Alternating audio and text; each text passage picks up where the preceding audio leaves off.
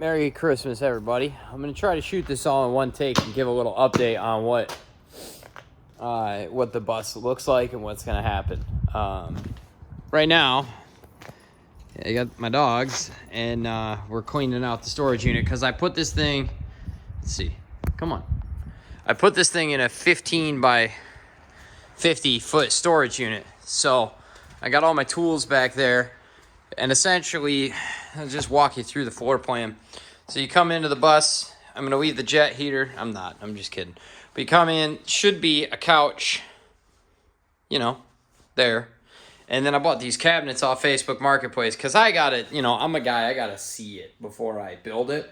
I can draw 1,000 times, but until I see something in this space, nothing works. So we picked these up on Facebook Marketplace, going for an L-shape corner here.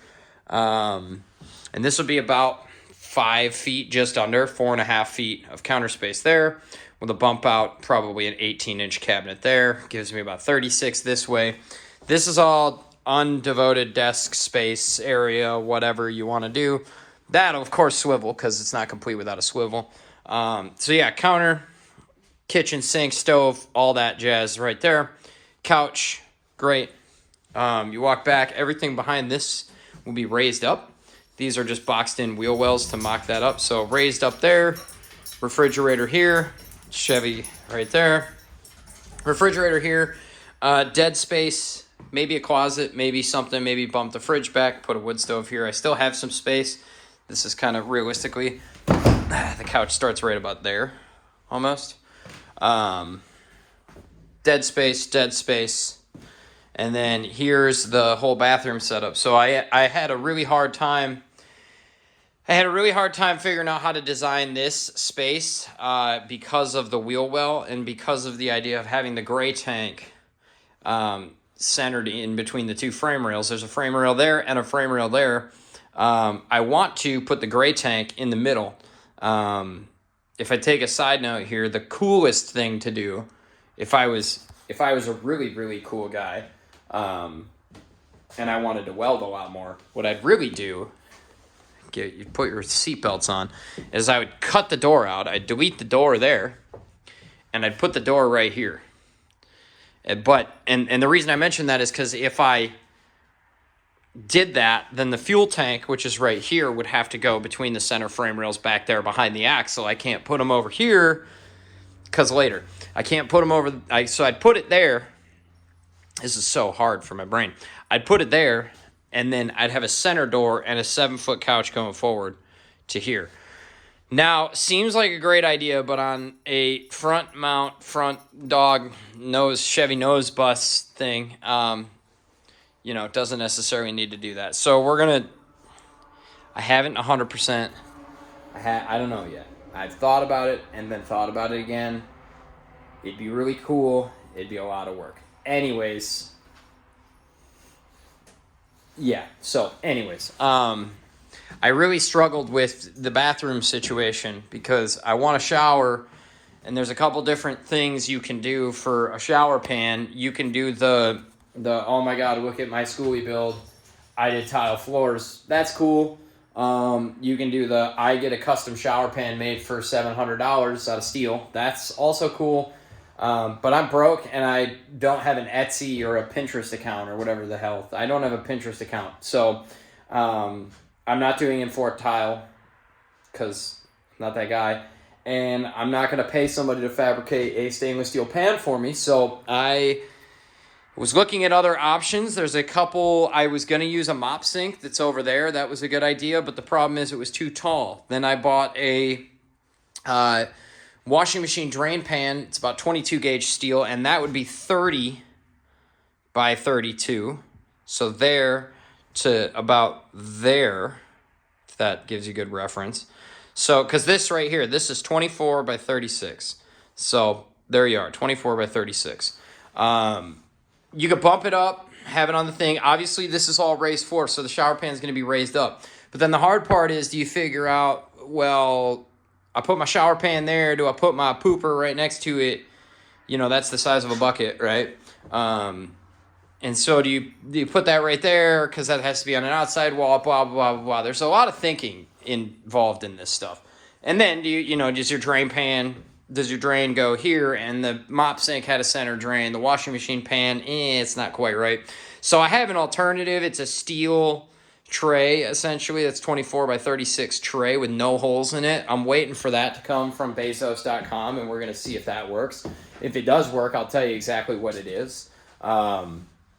It's a maple syrup evaporator pan. That's what it is. So we're going to see. I found that, and maybe that'll work. So the bathroom will be here. And then that's pretty much it. And the bed's here. Your freshwater tank and filter and pump system is all there. Batteries and electrical are all here. Dead space in the closet can probably be used for your 120 horsepower, and that can run to wherever it has to go. So the task list at this point is to now get all this stuff out of here and pull these subfloors back up. Right? Pull these subfloors back up, router out all of my PEX tubing for in-floor heat, and then lay it all back down because this is all just temporarily affixed to the floor. So pull everything all back out, router it out, lay the PEX in, put this back down, glue and seal this floor down, paint said floor, and then we can either get to insulation. I have to run electrical, so paint said floor, run all my electrical terminations, and then once my electrical terminations are done, and lengthen this wiring harness because that needs to happen.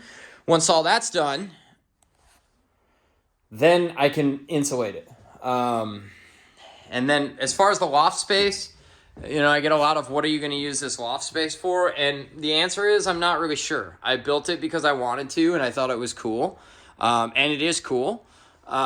You could sleep up there. That's about all you could do up there. Not a whole lot of other room for activities, if you know what I'm saying. But if you want to come over and spend the night, you can sleep up there. This couch will also be big enough for you to sleep on. But I think that'll be pretty cool just to have as an auxiliary space. I can throw big gear up there. So that's my update. If we go to the outside, just to show what's left over there.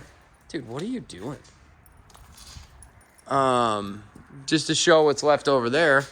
I have to trim these corners down, finish these underside rivets here, hit everything, there's a lot of stuff that needs to get addressed there, like that one rivet that's sticking out.